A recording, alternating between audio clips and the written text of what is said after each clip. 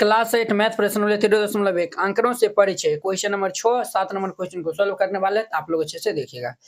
कहता है एक डाकिया किसी नगर के पास से स्थित एक उपनगर में एक व्यापारी को पार्सल पहुंचाने के लिए साइकिल पर जाता है। विभिन्न समय पर नगर से उसकी उसकी दूरियों निम्न आलेख द्वारा दर्शाया हुआ है। ये आलेख यहाँ पे 7 नंबर में ये दिया हुआ है। 7 नंबर में ये आलेख दिया हुआ है, समय दिया हुआ है, दूरी किलोमीटर में दिया हुआ है। 8 बजे से यहाँ से चलना स्टार्ट करता है, 9 बजे यहाँ पे पहुंच जाता है, दूरी 10 किलोमीटर तय करता है।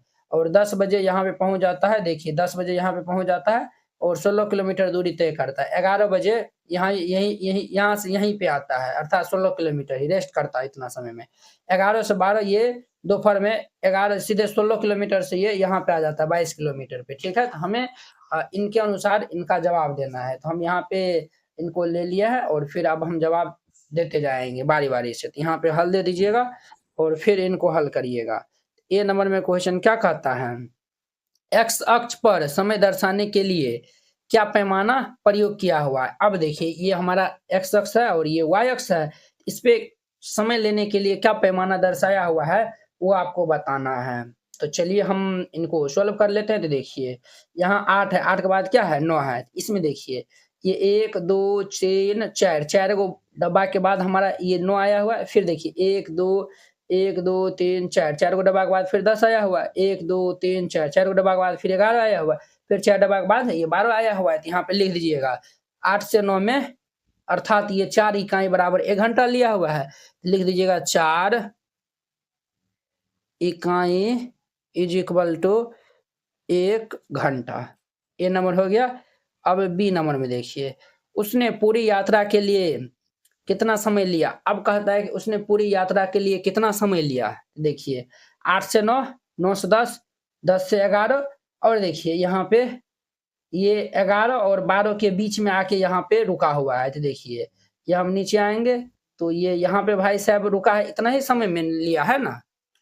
और ये हमारा 1 2 बक्सा के बाद रुका हुआ है। तो देखिए 8 से 9 हमारा 1 घंटा हो गया, 9 से 10 2 घंटा, 10 से 11 3 घंटा और ये आधा घंटा ये लिया, अर्थात 3.5 घंटा लिया है कि नहीं है। उसने पूरी यात्रा के लिए कितना समय लिया हुआ था 3.5 घंटा, 3 घंटा 30 मिनट लिया हुआ है। यहाँ पे लिख लीजिएगा उसने पूरी यात्रा के लिए 3 घंटा 30 मिनट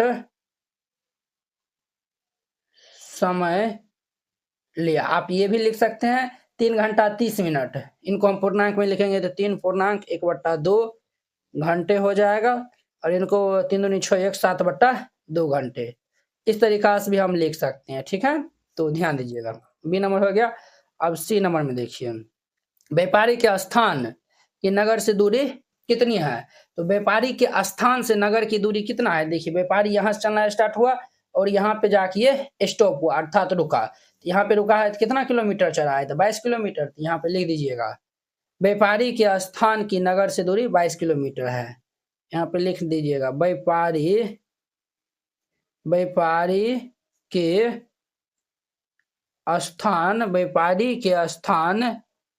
के नगर से दूरी 22 किलोमीटर है और ये इनका आंसर हो जाएगा। सी नंबर हो गया। अब डी नंबर में देखिए क्या डाकिया रास्ते में कहीं रुका है, विवरण दीजिए। बिल्कुल रुका हुआ है।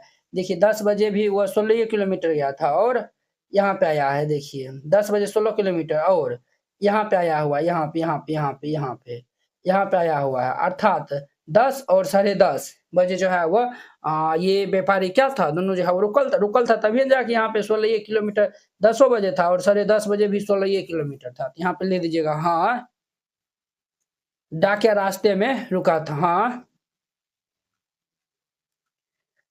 डाकिया रास्ते में रुका था और ये इनका आंसर हो जाएगा। तो डी नंबर हो गया। अब ई नंबर में देखिए किस अंतराल में उसकी चाल सबसे अधिक थी। ऐसा कौन सा अंतराल है जहां पे उनकी चाल सबसे अधिक थी।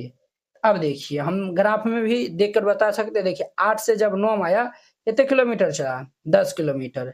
8 से जब 9 आया तो 10 किलोमीटर चला है, ठीक है। जब 9 से 10 पे आया है, 9 से 10 पे कितना है, तो 9 से 10 में, 9 से 10 में ये 10 से 16 गया है, अर्थात 6 किलोमीटर गया है, ठीक है। फिर 10 से 11 में कितना गया है, 10 बजे ये है, 11 बजे ये है, तो देखिए 11 बजे कितना गया है, 10 बजे ये है, 11 बजे ये है। हम यहाँ से यहाँ पे उठेंगे तो ये यहाँ पे आएगा, ठीक है। अर्थात 16-18 के बीच में 19, तो ये 16 तो पहले था, 3 किलोमीटर गया है। फिर हम 11 से 11:30 में आएंगे तो कितना जाएगा, तो ये हमारा 19 था पहले, 22 पे गया, तो ये भी हमारा 3 किलोमीटर गया है। तो सबसे ज्यादा हमारा 8 से 9 ने 10 किलोमीटर यात्रा किया हुआ है ना, किस अंतराल में उसकी चाल अधिक थी। तो यहाँ पे लिख दीजिएगा 8 बजे प्रातः से 9 बजे प्रातः में उसकी चाल अधिक थी, और ये इनका आंसर हो जाएगा। तो वेरी सिंपल था, ये हमारा 6 नंबर हो गया। अब देखिए 7 नंबर। अब 7 नंबर देखिए, निम्न आलेख में कौन कौन से आलेख समय व तापमान के बीच संभव है, तर्क के साथ अपने उत्तर दीजिए। ये तो हमारा पिछला क्वेश्चन का था। अब देखिए समय ये हमारा है और तापमान ये है, तो देखिए यहाँ से 0 से स्टार्ट हो रहा है, जब समय बढ़ रहा है तो तापमान भी हमारा क्या हो रहा है, बढ़ ही रहा है। तो देखिए 0 पे था तो 0 ही है, जब यहाँ पे आया 1 पे आया है तो तापमान भी 1 हो गया, जब 2 पे आया है तो 2 हो गया, 3 पे आया हुआ 3। समय और तापमान ये क्या हो रहा है, तो हमारा समय के साथ बढ़ रहा है, तो ये हमारा संभव होगा। तो यहाँ पे लिख दीजिएगा ये संभव है, क्योंकि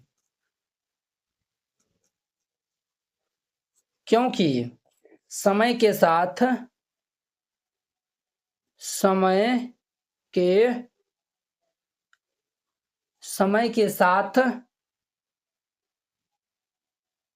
तापमान बढ़ रहा है, और ये इनका आंसर हो जाएगा। वेरी सिंपल था। अब देखिए यहाँ पे देखिए समय हमारा 0 से 1 पे आए, 1 पे आए तो हमारा तापमान यहाँ पे आया था, फिर 2 पे आए तो तापमान ये क्या हो रहा है, घट रहा है। ये भी हमारा समय के साथ तापमान घट रहा है, ये भी हमारा संभव होगा। लिख दीजिएगा संभव है, संभव है क्योंकि समय के साथ तापमान घट रहा है। वेरी सिंपल था। अब देखिए यहाँ पे देखिए समय, यहाँ पे देखिए 1 2 3 पे हमारा समय तापमान 1 के था, फिर 3 पे 2 था, फिर ये जो है वो ये क्या हो रहा है, तो हमारा ये नहीं बढ़ रहा है या फिर नहीं ये घट रहा है, ये हमारा संभव नहीं होगा। तो यहाँ पे लिख दीजिएगा ये संभव नहीं है, ये संभव नहीं है, और ये इनका आंसर हो जाएगा। अब देखिए यहाँ पे हम 1 पे थे तो ये हमारा यहाँ पे था, फिर 2 पे आए ये बढ़ गया, फिर 3 पे आए ये भी बढ़ गया, 4 पे आए फिर बढ़ गया, 5 पे आए फिर बढ़ गया, 6 पे आए फिर बढ़ गया, ये भी हमारा बढ़ ही रहा है, ये भी हमारा संभव होगा। यहाँ पे लिख दीजिएगा संभव है, और ये इनका हमारा आंसर हो जाएगा। इस तरीका से हमारा 13.1 प्रश्नावली खत्म हो गया। तो चलिए अब हम नेक्स्ट वीडियो में मिलते हैं इनके 13.2 प्रश्नावली के साथ में। अगर यह वीडियो आप लोग को अच्छा लगा होगा तो लाइक कमेंट एंड अपने दोस्तों को इसमें शेयर कीजिएगा। तो चलिए अब हम नेक्स्ट वीडियो में मिलते हैं। एनसीईआरटी क्लास 8 गणित संपूर्ण हल complete NCERT solution handwritten and colourful. NCERT गणित के सभी प्रश्नों के समाधान, संपूर्ण हल, स्टेप बाय स्टेप आसान समाधान, सुंदर और समझने में आसान नोट। ये सभी उन बोर्डों के लिए उपयोग है, बिहार बोर्ड के लिए, UP board, MP board, Jharkhand board या फिर अन्य किसी और बोर्ड से हो, ठीक है, जिसमें एनसीईआरटी मानता हो।